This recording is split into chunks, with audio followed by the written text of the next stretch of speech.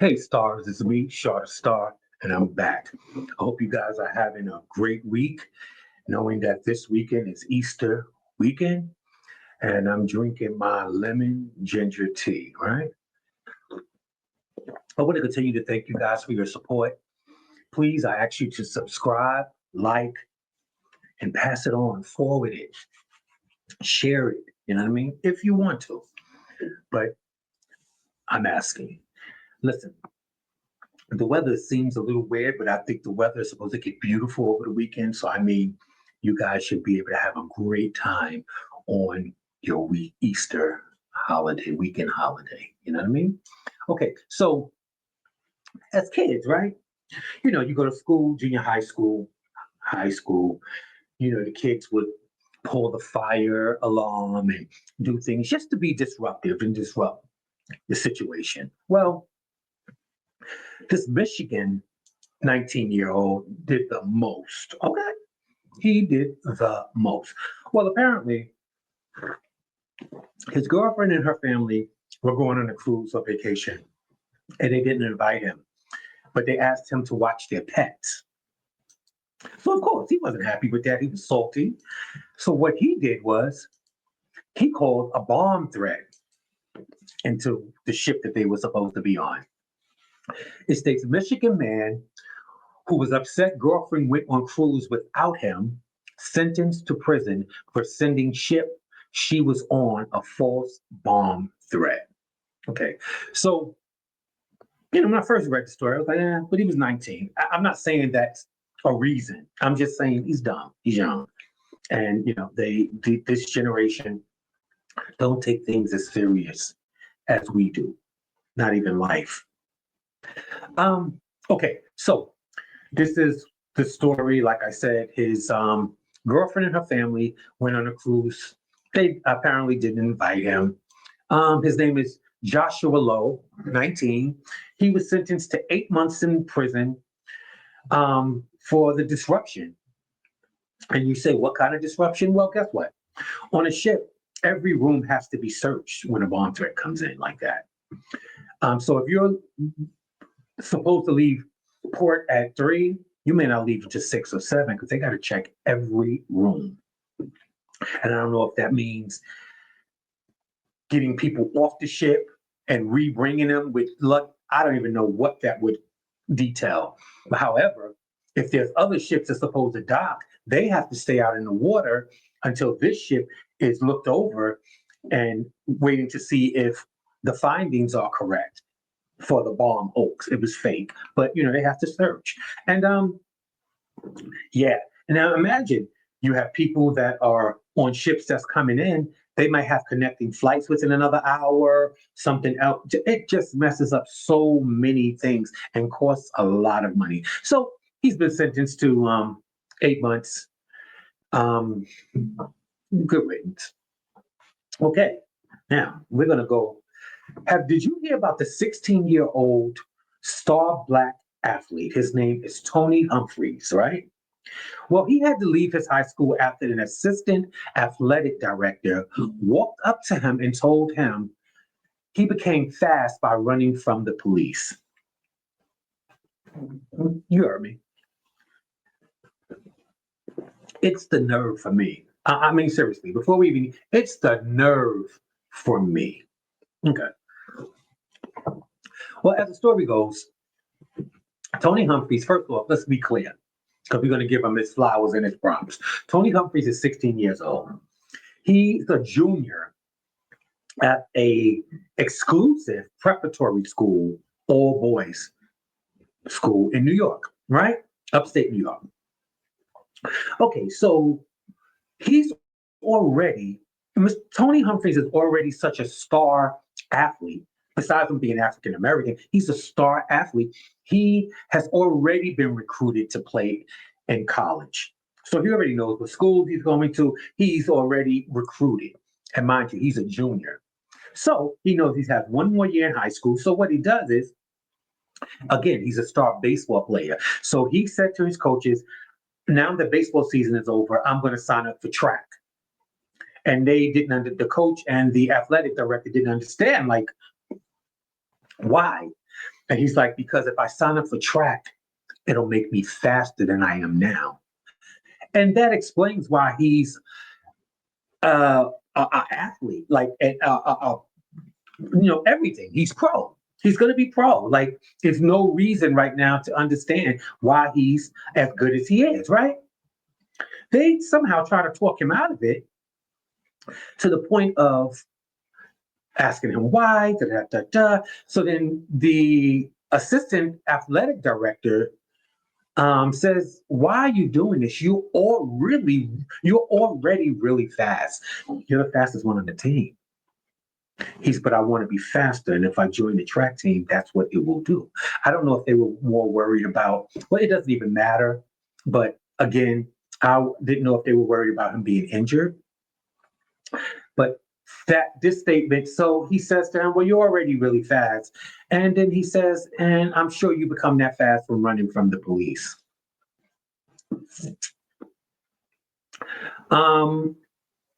Yeah, he became that fast from running from the police. Now, we already know what most think, and that's fine. And because I'm not being shady, but because we dominate every sport we stick our toe into, it's a problem. It is what it is. I'm not saying African American is better than Korean or better than, excuse me, Caucasian or better than whatever. That's not what I'm saying. It's just a known fact that we dominate every sport that we do. And you can come up with any reason that you want. Like, for instance, oh, well, you're a good football player because it's a violent sport and they're very violent people. Like stuff like that. Girl, stop playing. So these coaches already admitted to him he's the fastest on the team, and why would you want to be faster? Why wouldn't you want your star athlete to be faster? That doesn't make any sense. I don't get it. He's showing why he's as good as he is, because he doesn't stop. He doesn't quit. He's always trying to better it, make better himself and better the situation. Okay, so you make this statement to him. Well, you're really fast. You're already fast, and I'm sure you're that fast for running from the police. Wow. So Humphrey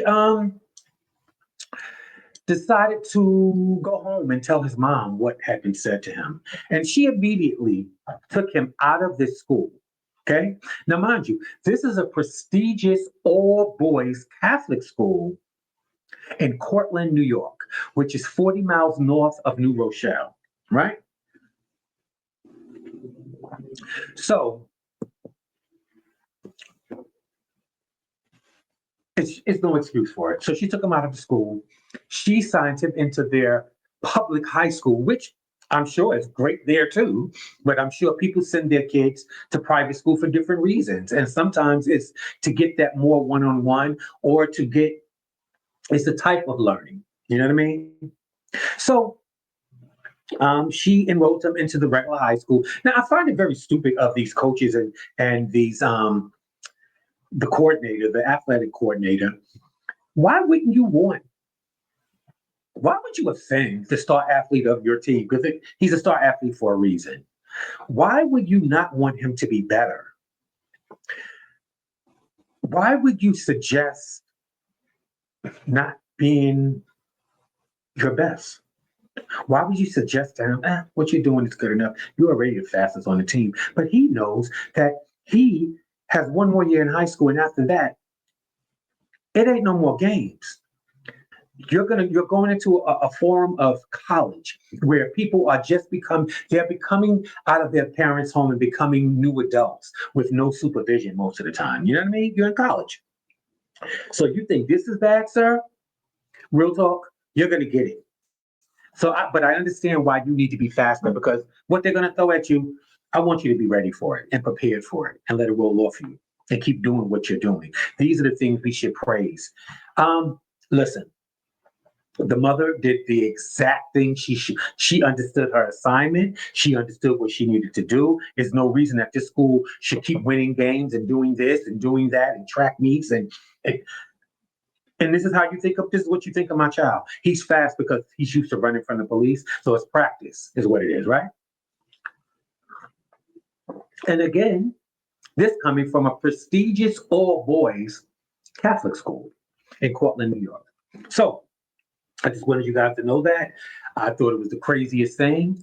And his mom, good job, mom and dad. Okay. So do you guys remember Leona Helmsley? She's from the Helmsley Hotel fortune, right?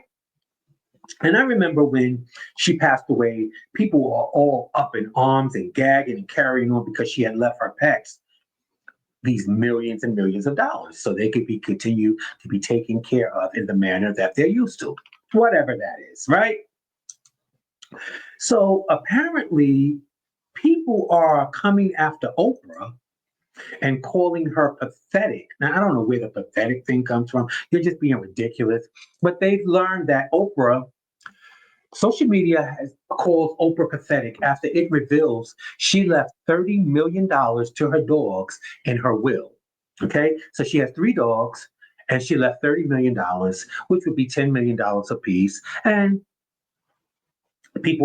social media are calling her pathetic. What is pathetic? First off, Oprah doesn't have any kids. That's first off. So you have to understand that not having kids, when they say their pets are their babies, they mean that thing. This ain't just talk. This ain't just play. It's real talk. Okay? And don't act like y'all don't see these people pushing around their dogs and carriages and stuff like that. I'm not saying anything is wrong with it, but how dare you get mad at her because she wants her dogs, if they live longer than her, to be taken care of in the manner that she has been taking care of them. Feel me? Now, I do remember Leona Helmsley, like the family and some friends were fighting because whoever had the dogs was in control over the money that she left for those dogs, and it was a lie. So I don't know. It is what it is. I am not going to try to tell this woman how to spend her billions. And let's forget, Oprah is not one, she doesn't have 1 billion. She's a billionaire over and over. Okay? First off, $30 million is like you having $1 billion and someone asks you for 30 cents. That's what it is to her. That's what $30 million is to her. Really? Yeah. Yeah. So I think we've become a generation that we want to know why, we want to know how, we want to know when, and only certain things are privy. But again, you can't get mad at this billionaire because she leaves her dogs millions of dollars. It's her money. Why are you so caught up? Why are you hating? Period. It's her money. Oprah Winfrey, we know her success did not always come easy. She deserves every dime she has, whatever that is, and whoever she wants to leave it to. You know what I mean? I think we be asking too much and saying too much. And it is what it is, because at the end of the day, she's still going to leave the money to dogs. If they outlive her, they're still going to be taken care of in a fashion and in a way that most of us won't be taken care of. Okay?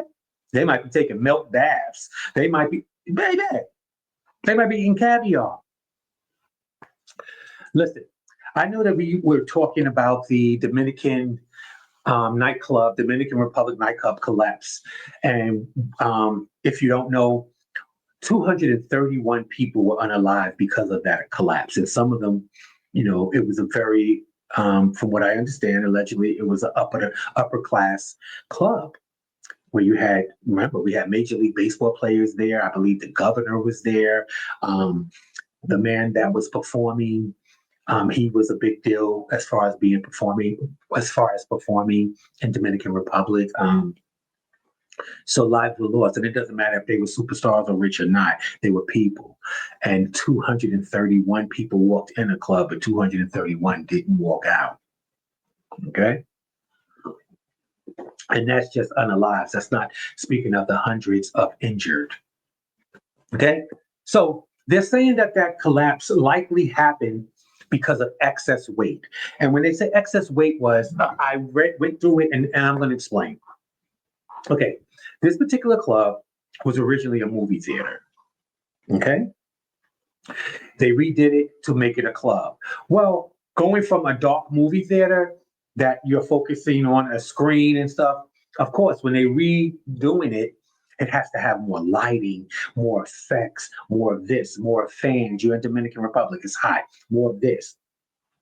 So besides having air conditioning units on your roof, outside, outer, and whatever else, inside the club, when you look up to the ceiling, you have all these lights. Well, these lights were added because now it's not a movie theater. We need a nightclub element. We need lights. We need effects. We need this, that, strobe lights. So adding all those lights, and they said fans, and it was something else that they were adding. Um, Added weight to the ceiling on the outside and on the inside. And they said that in the past few weeks before the collapse, things had been falling.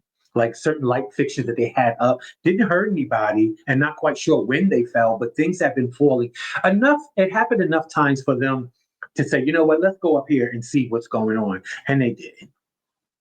And that's what happened. So, yeah, so they're saying that likely the cause is excess weight on the roof, inside and out. You know? Well, hip, hip, hooray. Okay. Finally, um, someone that needs it. And I'm not saying that people that win Lotto don't need it, but we know we do find that some people, this is allegedly from me, some people that win lottery already have money. Doesn't mean that they shouldn't have more, but they do. Or they're at a certain age where it really wouldn't matter too much at that time. Um, Nevertheless, a homeless man in California won a $1 million jackpot in California's lottery scratch off. And he yelled out, "Man, I'm not homeless anymore." Well, you could pretty much say that again. I hope not. Um, again, it's California. If it was Florida, you'll get the whole million because there's no taxes. But we're talking California. So I don't quite know. Well, the lucky winner who has not been publicly identified, they know the store owners know who he is, lottery know who he is, but he hasn't been publicly identified. And again, he's homeless. So anyway, he bought the ticket at Sandy Deli's Liquor, and they state that this is the manager and the owner, which is the same person, is telling the story, right? So I want you to know who it's coming from. So he came into the store, he scratched it off, and this is the owner saying that the homeless guy said, "Oh my God, is that real? Wilson, can you come take a look?" Now the owner and manager name is Wilson. Like I said, they know him. He came over. He said, "Let me see." So he grabbed the ticket out of his hand and took it straight to the machine. The homeless guy says, "Wow, man, I'm not homeless anymore."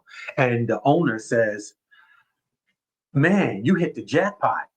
And the homeless guy said, "I hit the jackpot, what, $100,000?" And the owner says, "No, bro, 1 million." So they started congratulating each other, hugging each other, giving each other high fives, right? Okay. That's a great story. I love to hear that. Someone who really, really needed it, who don't need a million. I know y'all sound like broken records, but someone who's homeless needed a little more than we did. How about that? And yeah, so that's a great thing. I'm happy to hear about that. Um, I don't know what they do. Certain states make you come out publicly. Certain ones let you stay anonymous. I'm not quite sure what California rules are at the time, but yeah. Okay. So a lot of us go on these cruises, right? And you know, when you get on your cruise and you dock someplace, if you don't have to be brought in by these little boats and it actually gets to dock, like in the Bahamas, which I'm aware of, um, we're aware that there's a big gap between the pier and the ship. So they put out these metal, look like little bridges, little walkways and stuff, and that's what you walk on.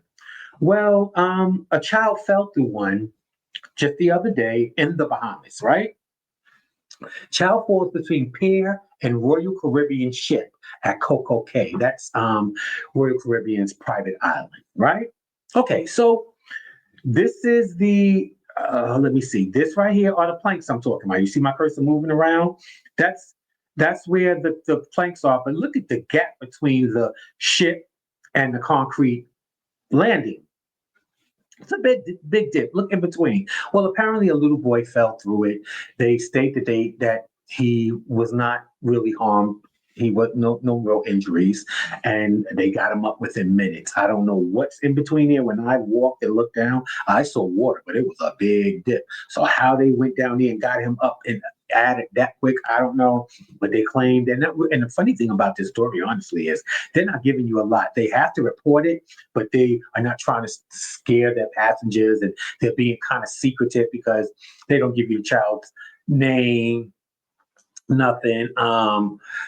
Yeah, they don't even tell you the child's age. Actually, they tell you the boat Oasis of the Seas and Symphony of the Seas. There were two boats there. So, and this just happened on Sunday, April 13th. And this cruise is the boat that the boy is on a 7-day Caribbean itinerary cruise, right? So, they claim they got him up within minutes, but that's dangerous. Like, oh my God, can you imagine that? I don't want to fall down there. Okay, so y'all ready? Now we know Sunday is Easter, right? Come here, come here, come here, come here, come here. For real, listen to this crap. It's nasty, and I don't. Let me tell you the story, and we'll get through it. Okay. All right. So Easter is coming up on Sunday. And when I was growing up, it's all about Easter eggs and, our Easter baskets, and you get new clothes for church or whatever. Um, well, the Easter eggs, I remember my grandparents and my family, we would get together, do Easter eggs the night before Easter. And we would color them. And of course, it was a mess, but you put out, at that time, it was newspaper.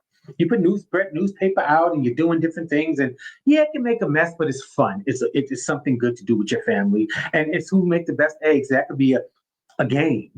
So this woman has been making beautiful eggs. I just said this woman. Just listen. This woman has been making beautiful eggs for years. Everyone compliments her on her eggs and how beautiful they are.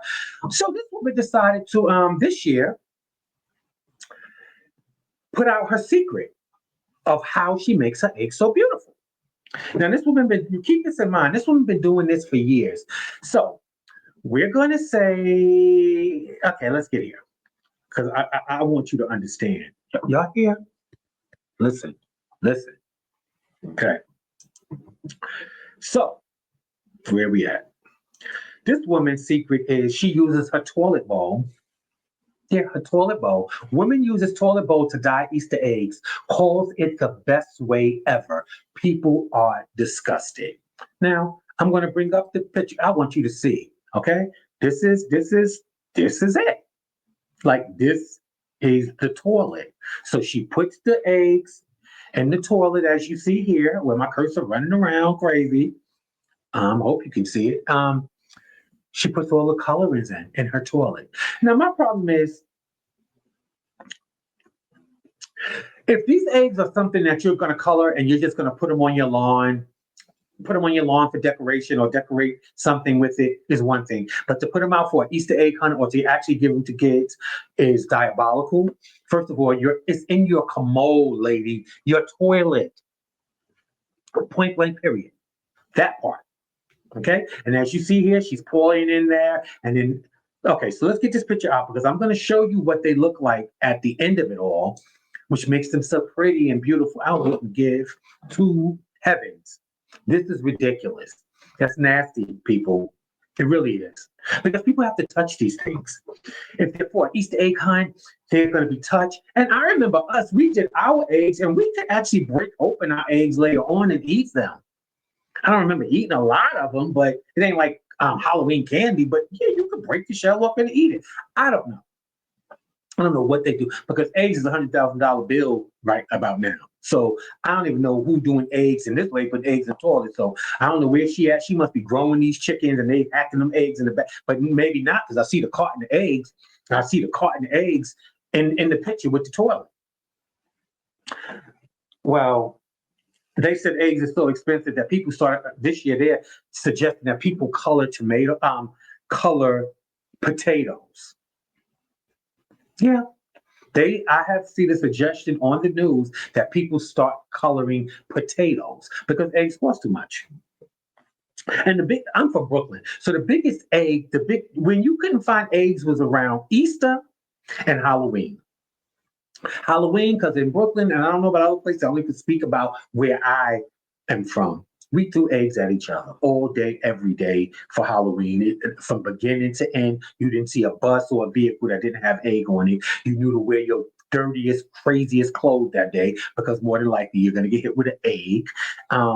And there wasn't an egg to be found. But that's what that was, okay? Now, the eggs are so pricey that they're suggesting people to color potatoes. I think it's ridiculous, whatever. But yeah, let's get back to the story. How nasty is that, people? How nasty is that?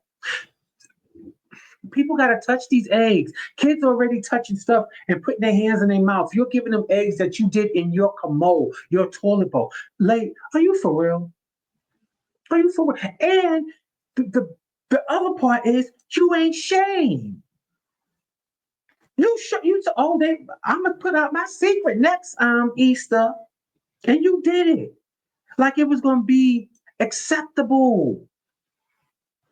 Wow, wow. I don't even know what to say. You weren't shame or nothing. Wow. Okay. Well. Okay.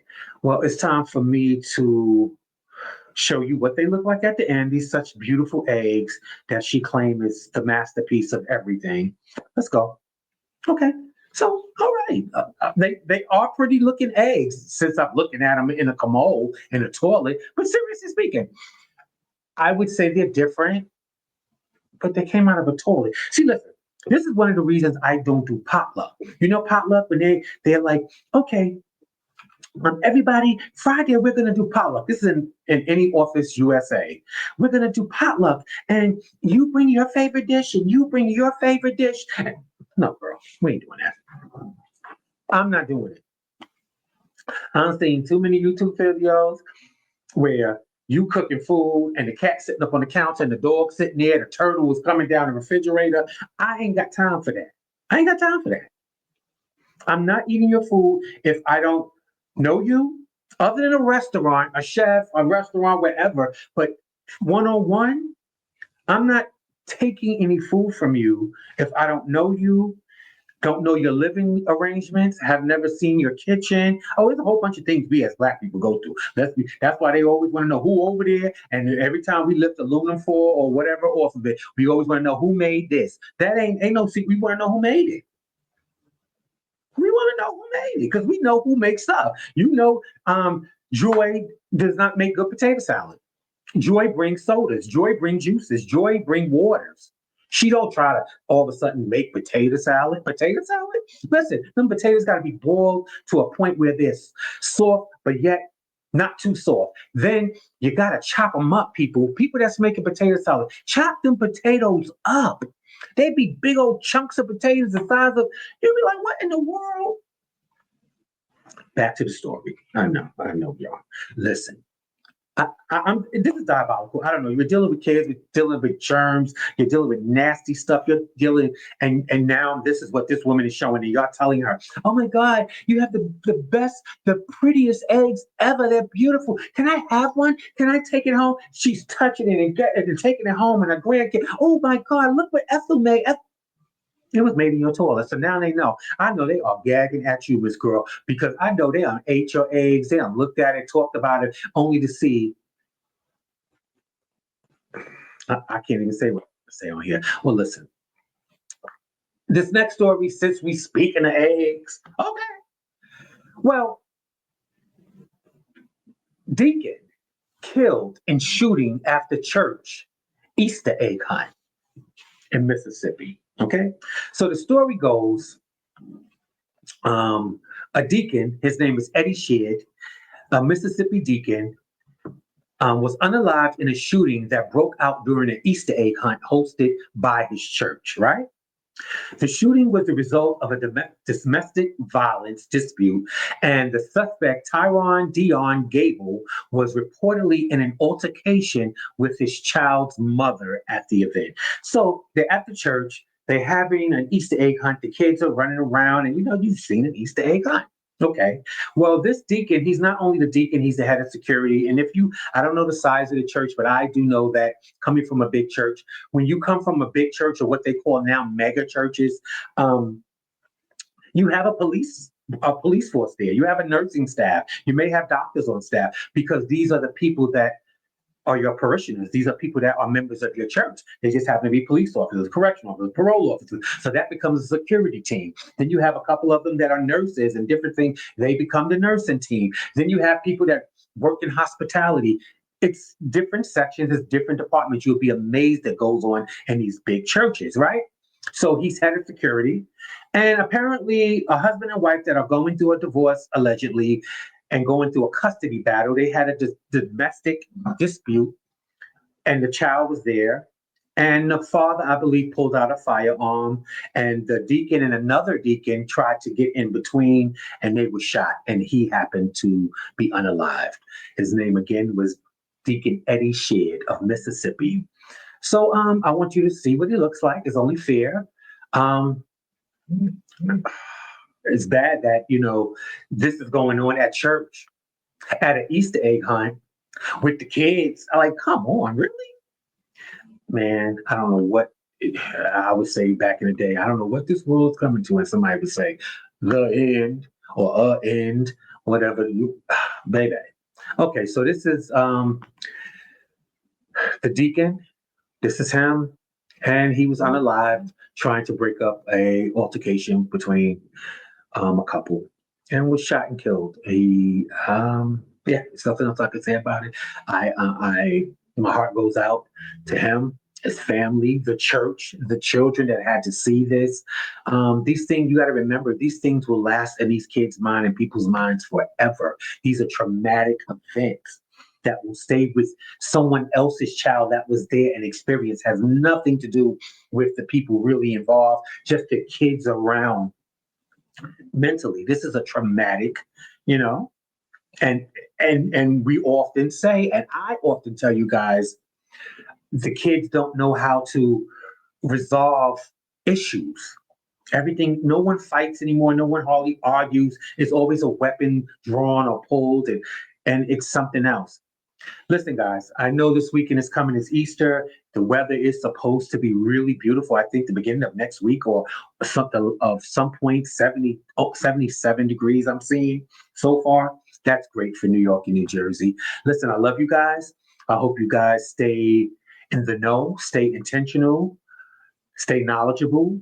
I do plan to put out another video before then, so I'll see you soon. You know what I mean? Have a great day and love you.